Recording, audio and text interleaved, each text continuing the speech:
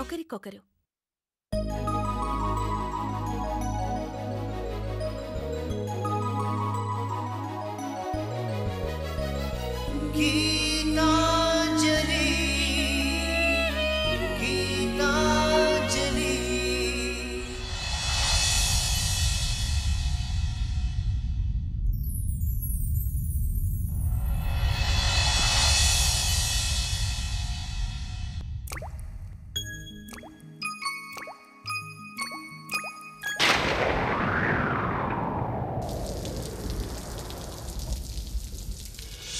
చినుకై చిరు జల్లై మన మనసులు కురవాలి,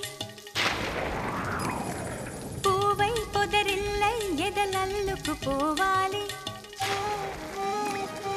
చినుకై చిరు జల్లై మన మనసులు కురవాలి, పూవై పొదరిల్లై ఎదలల్లుకు పోవాలి. చిటపట స్వరాల హారానా మురిపాల ముత్యాలే మెరవాలి, మురిపాల ముత్యాలే మెరవాలి. అల్లరి ఆశల పల్లకిలో అందాల హరివిల్లు చేరాలి, అందాల హరివిల్లు చేరాలి. తేనె కన్న తీయని చిలిమి నేస్తమా, ఒకరికొకరు ప్రాణమే ఆప్తమిత్రమా. తేనె కన్న తీయని చిలిమి నేస్తమా, ఒకరికొకరు ప్రాణమే ఆప్తమిత్రమా. చినుకై చిరు చల్లై మన మనసులు కురవాలి.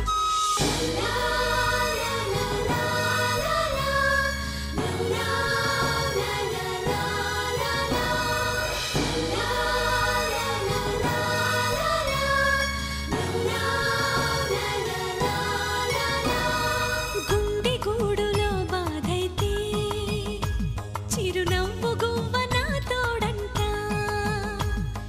మండు వేసవి ముసిరేస్తే మంచు కొండ నీ నీడంట. కంటి పాపలా నవ్వుంటూ కన్నిటి బొట్టుని రానేమో, చిన్నారి స్నేహం ముద్దంటూ నిరుపేద చెట్టుని కట్టావు. ఎన్నెన్ని జన్మలకైనా మనం ఇలాగే పుట్టాలి, తరాలు మారుతున్న గీతాంజలుండాలి. ఎన్నెన్ని జన్మలకైనా మనం ఇలాగే పుట్టాలి, తరాలు మారుతున్న గీతాంజలుండాలి, గీతాంజలుండాలి, గీతాంజలుండాలి.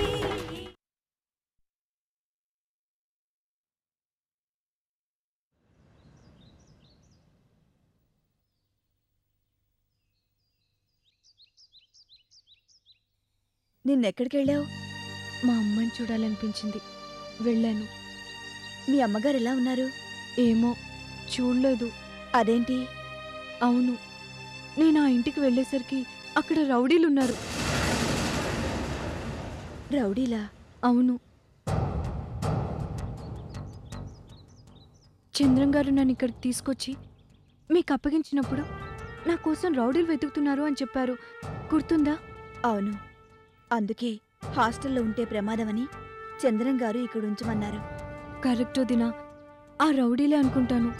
సరిగ్గా నేను వెళ్ళేసరికి మా ఇంట్లోకి వెళ్తున్నారు. నన్ను చూస్తే ప్రమాదం అని పరిగెత్తుకుంటూ వచ్చాను. మరి మీ అమ్మగారిని బెదిరిస్తే? అదే భయంగా ఉంది, ఏం చేయాలో పాలుపోవడం లేదు. అది సరే, ఆ రౌడీలు నీ కోసం ఎందుకు వెతుకుతున్నారు? ఏమో వదినా, బహుశా మా అన్నయ్య జైలుకి వెళ్ళడానికి వాళ్ళకి ఏదైనా సంబంధం ఉందేమో. ఉండొచ్చు. అసలు ఆ రౌడీలెవరు?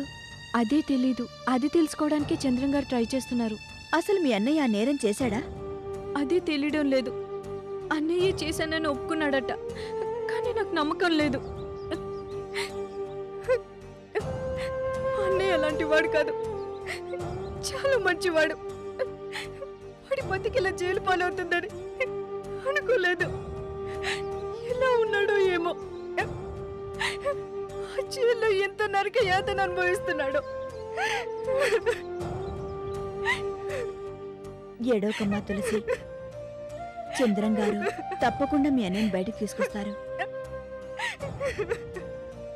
ఏడోకన్నా, అనవసరంగా నిన్ను కలిపి బాధ పెట్టాను. వెళ్ళమ్మా, వెళ్ళు.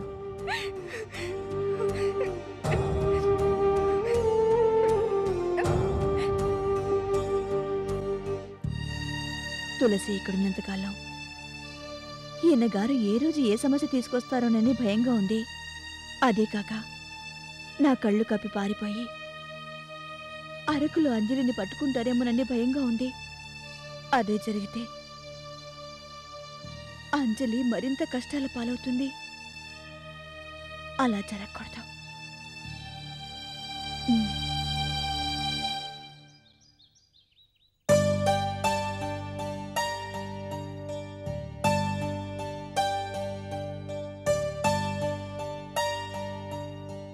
అమ్మాయి గారు, భోజనం వడ్డిస్తాను రండి అమ్మా. నాకు ఆకలిగా లేదు రామయ్య. గీతమ్మ గారు గుర్తుకొచ్చారా అమ్మా? కాదు. మీ అక్కగారు గుర్తుకొచ్చారా అమ్మా? అవును రామయ్య. తను ఎక్కడుందో ఎలా ఉందో తలుచుకోవడం తప్ప తెలుసుకోవడం కుదరడం లేదు. ఆవిడ గారికి మీరు ఏడుంటారో తెలియదమ్మా, కానీ ఆవిడ గారికి మీరు ఏడుంటారని తెలుసు. మీ ఫోన్ నెంబర్ తెలుసు. కనీసం ఆవిడ ఫోన్ చేసినా బాగుండేదమ్మా. మీకు కాస్త మనశ్శాంతిగా ఉండేది. హలో హలో అంజలి, అక్క, ఇన్నాళ్ళు ఏమైపోయావు? ఎలా ఉన్నావమ్మా? నా సంగతి సరే, నువ్వెలా ఉన్నావు అక్క? బాగానే ఉన్నాను. మన ఇల్లు ఖాళీ చేసి వెళ్ళిపోయావట, ఎందుకని? గీత ఖాళీ చేయమంది. గీత ఖాళీ చేయమందా? అవును, నీ మీద కోపం నా మీద చూపించింది. నిన్నేమీ చేయలేక నన్నిల్లు ఖాళీ చేయమంది. గీత ఎంత పనిచేసింది? నా వల్లే నీకిన్ని కష్టాలు. కాదే, నా వల్లే నీకిన్ని కష్టాలు. నీ వల్ల నాకు కష్టాలా? అవును, ఆ విషయం చెప్పాలనే ఫోన్ చేశాను. బావా కోమాలోంచి బయటపడ్డారు. డిశ్చార్జ్ అయి ఇంటికొచ్చారు. Good news చెప్పావక్క. నాకు చాలా సంతోషంగా ఉంది. నీ కష్టాలన్నీ తీరిపోయాయి. కానీ నీకు మొదలయ్యాయి. అదేంటక్క, ఇందాకటి నుంచి అలా అంటున్నావు? బావ డిశ్చార్జ్ అయితే నాకేంటి ప్రాబ్లం? నీకే ప్రాబ్లం. ఆయన అరకులో నిన్ను చూశారట. డిశ్చార్జ్ అవగానే నిన్ను వెతికి తీసుకురావాలని హాస్పిటల్ నుంచి పారిపోయారు. నేను కష్టపడి పట్టుకున్నాను. ఇంట్లో గదిలో పెట్టి కాపలా కాస్తున్నాను. ఏ క్షణంలో నా కళ్ళు కప్పి పారిపోయి అరకు వస్తారోనని భయంగా ఉంది. నువ్వు జాగ్రత్తగా ఉండు. ఆయనకు నువ్వు కనిపిస్తే అందరికీ ప్రాబ్లం. థ్యాంక్స్ అక్క. అమ్మా నాన్న పోయాక నువ్వు నన్ను గెంటేస్తే నిన్ను అపార్థం చేసుకున్నాను. అంత క్రితం ఓసారి నువ్వు బావను వదిలేసొస్తే పెద్ద ఆరెందులా మాట్లాడాను. నా ఇల్లు నేను చక్కబెట్టుకోగలను అన్నాను. కానీ ఇప్పుడు నా జీవితాన్ని నువ్వే చక్కబెడుతున్నావు. నేను చక్కబెట్టడం లేదే, చంద్రం గారే చక్కదిద్దుతున్నారు. నీ జీవితానికే కాదు, నా జీవితానికి కూడా ఆయన సహాయపడుతున్నారు. చంద్రం గారా? అవును, గీత ఇల్లు ఖాళీ చేయమంటే ఆయనే ఆదుకున్నారు. ఓ ఇల్లు చూసి అద్దె కట్టి అందులో ఉండమన్నారు. నిజంగా ఆయన పరిచయం అవడం మన అదృష్టం అంజలి. అవునక్క, ఈ సమయంలో చంద్రం గారు లేకపోతే మనిద్దరం అన్యాయం అయిపోయేవాళ్ళం. బావకి మాత్రం దొరక్కు. దానివల్ల చంద్రం గారికి కూడా ప్రమాదం. నాకు తెలుసక్క, బావ కంటపడను. సరే, ఉంటానంజలి. అప్పుడప్పుడు ఫోన్ చేస్తుండక్క. సరే అంజలి, జాగ్రత్త. ఉంటాను.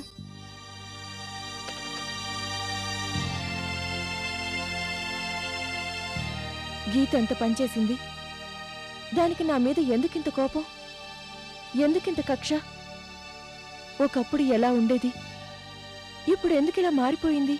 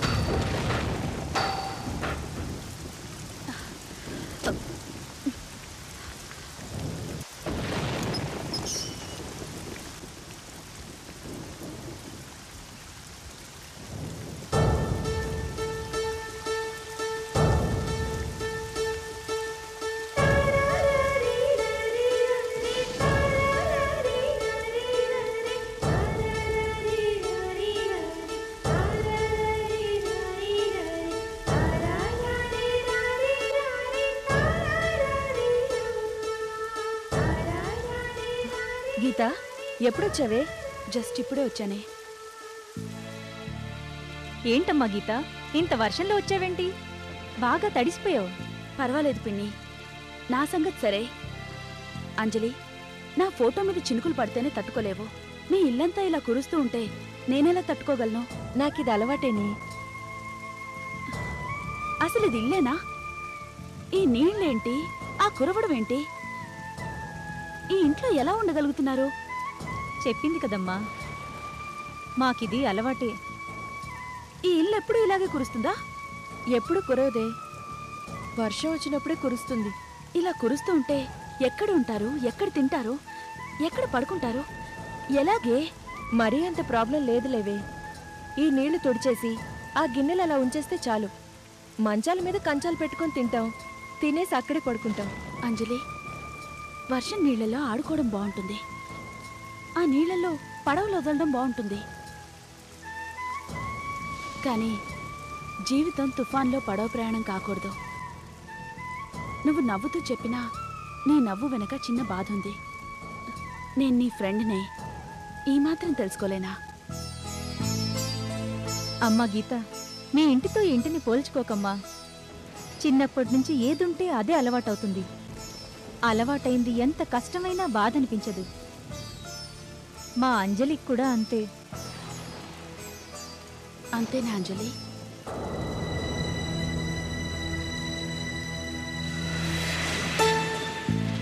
ఏంటి ఇది?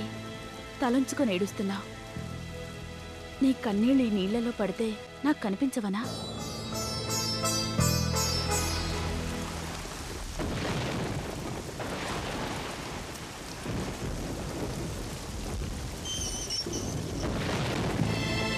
ఫూల్, నా దగ్గర దాచాలని చూడకు. కన్నీళ్ళని దాచగలం కానీ వర్షం నీళ్ళని దాచలేం కదమ్మా. కనురెప్పలు అడ్డుగా ఉన్నా మా కళ్ళు కురుస్తాయమ్మా. ఈ ఇంటిక పడ్డున్నా ఇల్లు కురుస్తుంది. కురవటం సూరు కొత్త కాదమ్మా. నీళ్లు కారడం మా కంటికి కొత్త కాదు. మాకిది అలవాటేనమ్మా. ఇంత బాధపడుతూ ఉండకపోతే ఇల్లు మార్చొచ్చు కదా బాబాయ్. నాకు తెలీదా అమ్మా? తడిచిన చొక్కాని మార్చినంత ఈజీగా కురుస్తున్న ఈ ఇంటిని మార్చలేదు. ఏం బాబాయ్? ఇది మీ కంపెనీ ఫ్రీగా ఇచ్చిన ఇల్లమ్మా. ఈ ఇల్లు వదిలేస్తే అద్దెంట్లోకి వెళ్ళాలి, నెల నెల అద్దె కట్టాలి. అద్దెంట్లో ఆ పైకప్పుకు చిల్లులు ఉండకపోవచ్చు కానీ ఈ జేబుకు మాత్రం చిల్లులు పడతాయి. ఈ చిల్లు కన్నా ఆ చిల్లులే బెటర్ అమ్మా. ఇది మన కంపెనీ ఇచ్చిన క్వార్టరా? అవునమ్మా. మరి ఇలా ఉందేంటి? ఒకప్పుడు బాగానే ఉండేదమ్మా, ఈ మధ్య ఇలా తయారైంది. అంజలి, నాతో రా. ఎక్కడికే? ఎక్కడికో చెప్తే గానీ రావా? అదేంటమ్మా ఇంత వర్షంలో ఎక్కడికి వెళ్తారు? అమ్మా, అరే మా అంజలి, గీత, ఆగండమ్మా, నా మాట వినండి. అరే ఆగండమ్మా, ఇంత వర్షంలో ఎక్కడికి రా, చెప్తే వినండి. ఓ, అమ్మా, గీత, కారెక్కో. గీత, అమ్మా, ఇంత రాత్రి పూట ఎక్కడికి వెళ్తారు మీరు? వర్షం కురవని చోటికి. అయ్యో, చెప్తే వినిపించుకోవమ్మా. అమ్మా గీత,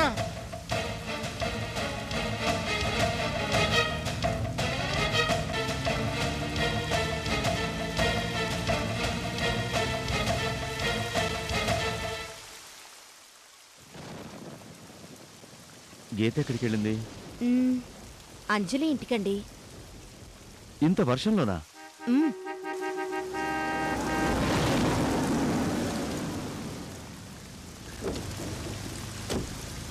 అంజలి, నువ్వు ఇక్కడే ఉండు.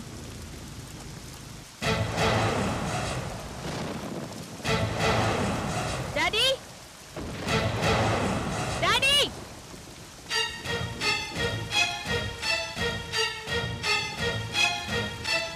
గీత, వర్షంలో నిలబడ్డావేంటమ్మా? లోపలికి రా, రామ్మా. రావే, అలా తడుస్తున్నావేంటి? మీ కళ్ళకి నేను ఒక్కదాన్నే తడుస్తున్నట్టుగా కనిపిస్తున్నానా? ఇంకెవరు తడుస్తున్నారు? అంజలి,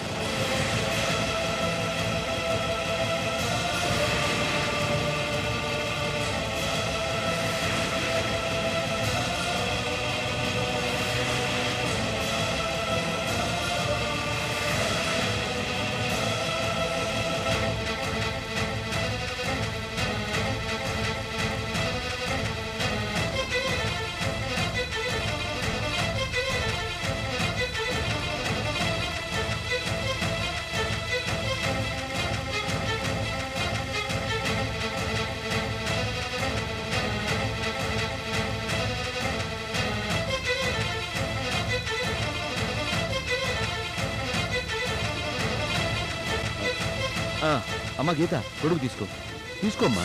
తీసుకోవే. ఆ, గీత, ఎందుకు విసిరేసావు? ఇలా ఎంతమందికని గొడుగు పడతారు? వర్షంలో తడుస్తున్న వాళ్ళందరికీ గొడుగు పట్టగలరా డాడీ? గీత, ఎందుకే ఇదంతా? నా మాట విను గీత. నీకు నేనే తడుస్తూ కనిపించాను, ఇది కూడా తడుస్తుందిగా, మరి దీనికెవరు గొడుగు పడతారు? గీత, ఏం మాట్లాడుతున్నావో ఎవరితో మాట్లాడుతున్నావో తెలిసి మాట్లాడుతున్నావా? లక్ష్మి, నువ్వు ఉండు. ఏంటమ్మా ప్రాబ్లం? ఈ వర్షమే ప్రాబ్లం.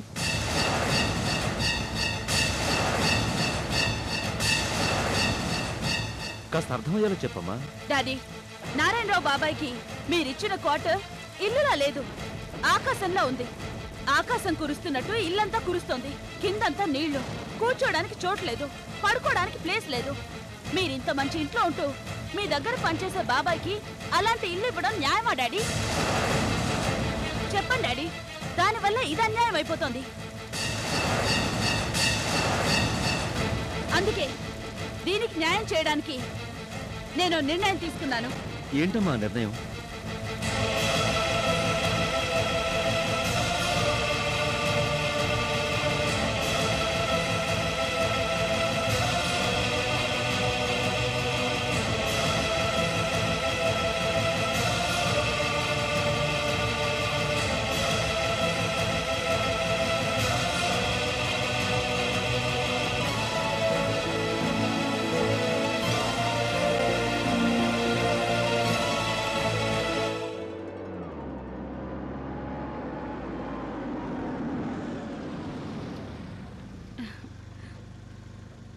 దిగవే. ఎక్కడికే? సస్పెన్స్. రా.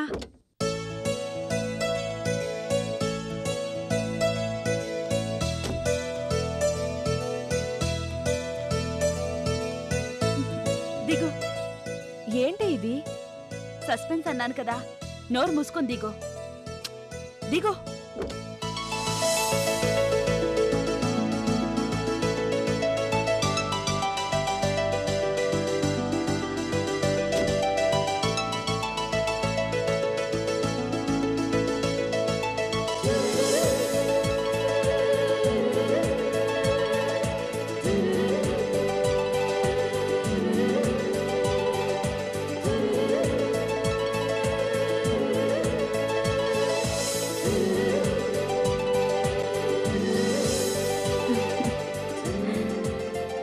ఇల్లెలా ఉంది?